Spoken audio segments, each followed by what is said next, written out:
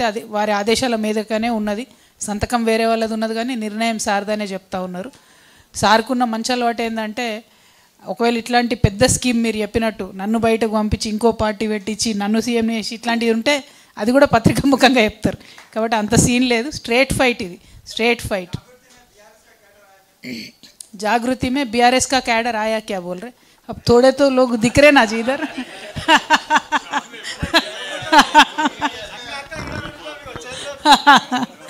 Thank you అన్న. ఏం సంగతి చెప్పండి. ఆగండి ఆగండి ఆగండి ఆగండి అన్న చెప్పండి.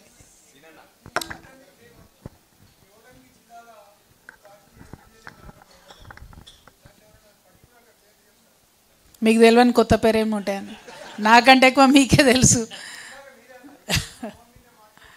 100% ఎమ్మెల్యేల కారణమని చెప్పిన నేను. అంటే ఇన్ని రోజులు చెప్పలే, ఇప్పుడు చెప్పిన. ఒకరు ఇద్దరని పేర్లు తీసుకునే అవసరం లేదు. ఎందుకంటే ప్రజలందరికీ తెలుసు ఎక్కడేం జరిగిందన్నది. అంటే ఊకే సమస్యను చెప్పుకుంటే ఏదో మనము బాగా ఎక్కువ ప్రాధాన్యత ఇచ్చినట్టు అవుతుంది వాళ్ళకు. ఆ వ్యక్తులకు అంత ప్రాధాన్యత ఇవ్వదలుచుకోలే నేను. అది జరిగిపోయింది, 5-6 ఏళ్ళు అయిపోయింది. నేను నా అంతటి నేను ఎప్పుడు చెప్పలే. అంటిల్ ఈ పరిస్థితి వచ్చేంతవరకు ఇప్పుడు ఫస్ట్ టైం చెప్తున్నట్టున్నా. సో నేనేమంటున్నా అంటే ఒక పార్టీలో జరగకూడని ఇట్లాంటి సంఘటనలు జరిగినప్పుడు కూడా రివ్యూ లేకపోవడం, ఆత్మపరిశీలన చేసుకపోవడంతోనే ఇబ్బంది అయింది.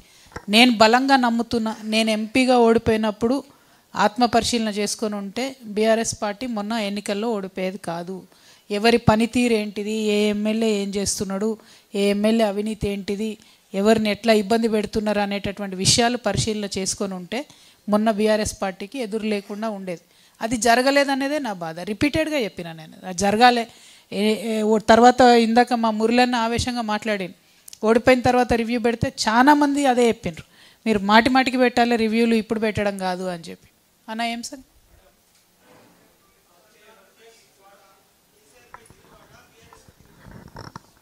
తిరుగుబాటు చేసే అవకాశం ఏడిచ్చిరన్న వాళ్ళే బయట పడేసిరు కదా.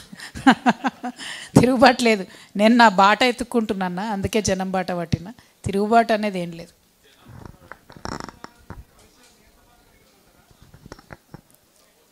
నాకా అన్న వాళ్ళకే దిక్కులేదు కాంగ్రెస్కి, నాకేం సపోర్ట్ చేస్తారన్న. జనం ఇప్పుడు కాంగ్రెస్ పార్టీ ఎమ్మెల్యేలు పోతే కొట్టేటట్టున్నారు.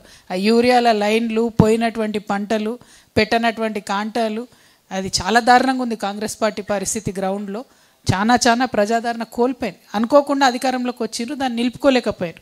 ఆ మునిగిపోయే పడవతో కాంగ్రెస్తో నాకేం పని ఉంటుందన్న. వాళ్ళతో మాకు అవసరమే లేదు. నా వెనక ఇంతమంది ఉన్నారు, నాకు వాళ్ళతో పనే లేదు. Thank you. బోలి అన్న. మైక్ ఎవరో నియపోయారు అటు, ఏం అర్థమైతే లేదు. ఆగే కుछ पूछ रहे, 1 मिनट.